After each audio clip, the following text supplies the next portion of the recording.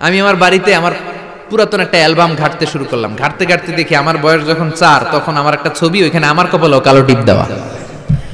আম্মারে ধরলাম, কালো টিপ দিলা কেন? কই তোর নানি কইছে।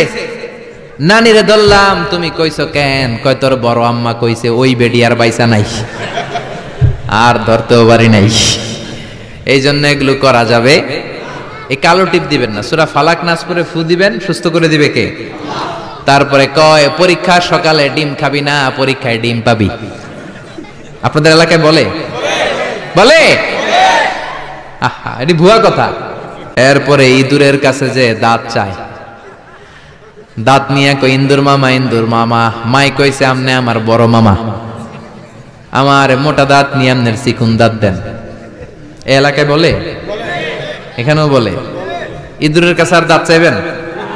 কোনদিন চাইবেন? এরপর ট্রাকের পিছনে জুতা ঝুলায় আছে না নাই?